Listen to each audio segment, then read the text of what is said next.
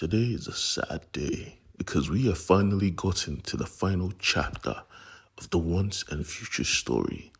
Most of you who haven't been following along, be happy, for I will be breaking down another story after this. But yeah, welcome to my channel where we talk about comics, manhwa, and stuff. Please don't forget to hit the subscribe button and click the bell notification to be notified when I drop a new video. Now let's go. Robin Hood had our group of heroes dead to right, and he wasn't going to miss, not in this range. But unlike other stories, he was reasonable, so he gave Granny an opportunity to clarify what she was doing in his forest. And she made it clear that she's here because there are rogue kings out there. But he didn't care. He was about to take her head off till she said that they were false kings, meaning they were not even meant to be ruling at this era. So he said, I'm down. Let's go hunt some kings. But before he could leave, Granny called him too, making it clear that she also wants to join the merry men. And we see him smile so demonic-like because she didn't know what she was asking to join. The merry men were not even men, not even one of them. All of them were fairies or monsters or giants. And it would be a huge conflict of interest seeing that fairies love flesh. Anyways, back at the castle though, they were finding it hard to accept Mary. But one thing was for sure, if Granny was going to send someone, she would have told them about it, but Mary didn't have time to joke. She was the daughter of a special hunter. She of course took down the nurse in one go. And Rosie's father didn't even have the guts to fight her. So they all just figured, yeah, Granny probably sent you. You act like her. Because Granny was a psychopath. And we come to find out that her new plan was to weaponize a story against a story. And what perfect story to use than Robin Hood itself. Robin Hood is for the people. Robin Hood is the people that hated having a king towering over them. And this was the perfect opportunity. But first they had to pass the test. And the test was simple. Knock down a freaking giant. Instantly, Duncan started digging his own grave. Nah, I'm joking. Granny had a plan. She always does. She simply walked up to the giant, kept something on the floor, and walked away. It was C4. She blew up the bridge, knocking him on his ass. And just like that, she had passed the test. But her daughter was going through the exact same test because they wanted to test if she was real. They carried all the flashcards Granny gave them and asked her a question back to back. But she was raised just like Granny. She knew all these things. So she answered everything correctly. And when they asked her who she was to Granny, she reluctantly answered that she was her daughter. Her friends were shocked. Granny told us you were dead. Anytime she talked about you, she was always sad. And when Mary heard this, she was like, what? She talked about me?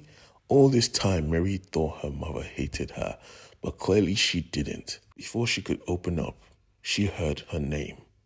Lancelot was calling, and he was distraught because he had run away from his king, because he had broken a knight's trust. He had shagged another man's wife. There was nowhere for him to go. And right now, everyone was looking to Mary for leadership. Back to King Arthur, though, he was crying. His forces were losing, and he was distraught, shouting in anger, I just wanted to kill some Anglo-Saxon. Is that so hard? Only to find out that this new King Arthur doesn't rely on magic. No, he was a technological King Arthur, a steam-powered King Arthur. A King Arthur who had a freaking Jaeger to fight kaiju. Gigantic robotic monstrosity was his to control and command. And because of this, the initiation service was cut short. England was in peril. Our heroes had to move.